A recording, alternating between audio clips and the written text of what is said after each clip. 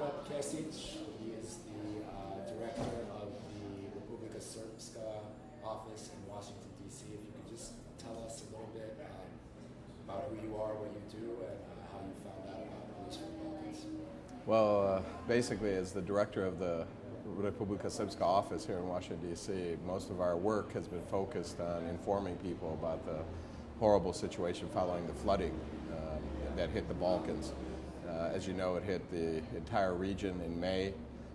Serbia, Croatia, Bosnia-Herzegovina, and both entities in Bosnia-Herzegovina, and Republika Srpska is one of those entities.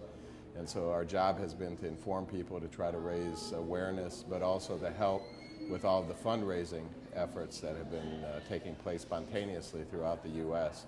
So over the last several weeks, I've been to Chicago, Cleveland, New York, and several other places here in D.C., and actually that's how I found out about Blues for the Balkans, thanks to you, and thanks to the efforts that you made at Dukum Restaurant. Attended that event, very nice event. Wanted to see about perhaps trying to get some of those people over to the Balkans and raise awareness in the Balkans concerning the special place in people's hearts that people have here in the U.S. You know, that they don't really know much about what's happening in the Balkans. They don't know anything, but they do know when people are suffering. And they contribute their talents and their time, and just really blows you away. This is a question I've been struggling with, and it's actually a question that my best friend in Belgrade, Kacha, posed to me the other day. She said, you know, you're trying to raise $5,000, $10,000 for this documentary. You know, why not raise the money and send it directly to people who need to rebuild their homes, to take their animals out of the mud, you know, to feed and clothe their children? Why not just fundraise for that?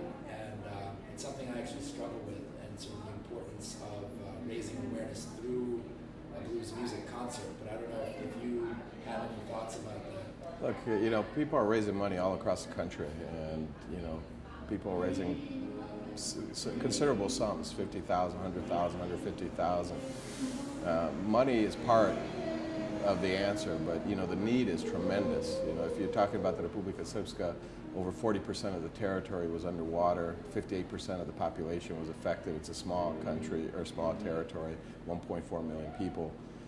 So you're talking about a lot of people who have desperate needs. You know, $5,000, $10,000 is not going to change much for the general situation, but if you invest it wisely in raising awareness, you can get response multiple effect, so that you get people who perhaps wouldn't have heard about this if it wasn't for the documentary, all of a sudden finding out about it and deciding to donate whatever it is, $5, $10, $15, but it adds up.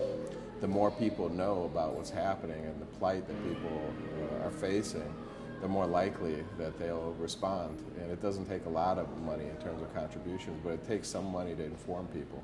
And that, I think, is what we're lacking. You know, we just had a high-level delegation. We had the Prime Minister of Srpska here, and that brought some attention, but mostly in the community that was already informed about what was happening. It was people who live in the United States from that territory, from that area.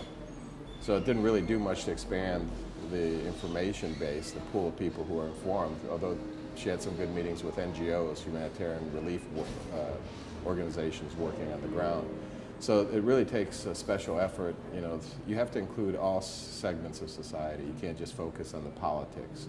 You can't focus on the agencies that provide relief. You have to focus on everything that gives voice to the people who don't have a voice. These are the poor people, the elderly, children, and if you give them a voice, you know, one of the best ways of doing it is through art and music.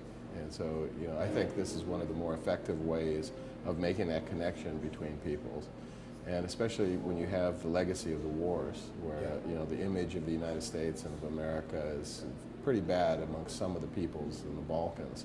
And what better way of changing a little bit of that perception of America and Americans than have people go over and perform to help people who are suffering right now. So I think, you know, this is something that's a worthy effort. I think that's why I'm here, you know, to support it.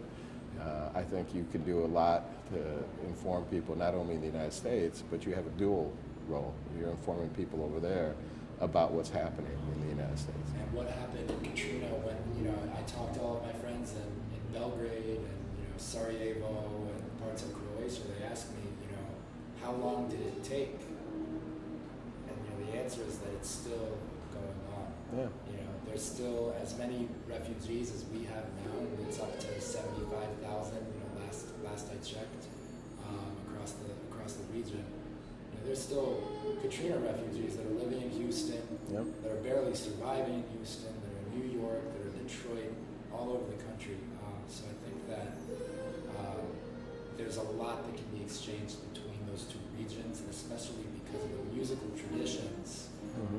There's similarities. When you think about, and I don't know if you could tell us about Guča and the Horn Festival down there, and what that means to the people, because I think that's something that a lot of people would love to hear. It's the people there in Serbia call it the Woodstock of Serbia, and it's pretty much the same type of atmosphere.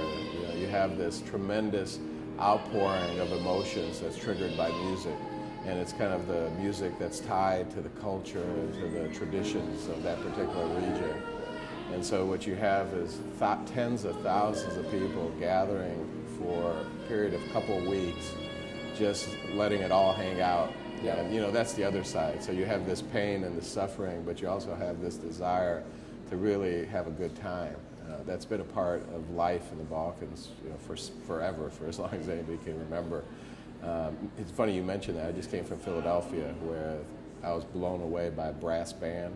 That none of them come from the Balkans. They're all Americans, different ethnic backgrounds, Hispanic, Asian, Middle Eastern, and they were playing Balkan music like they grew up their whole lives, in Guča.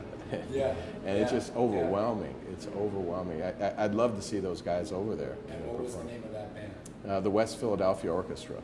Okay. Tremendous group of guys. And gal. The singer, she, again, she doesn't speak the language, but she sang all the songs, didn't miss a note, didn't miss a word. So. Wow. Thanks so much, and thank you for your continued support, and hopefully we can work together on, Yeah, I'm looking forward to this it. happen. Yeah, but you don't need to thank me. I need to thank you. This is, my job is to go around trying to inform people and to support people who are trying to help.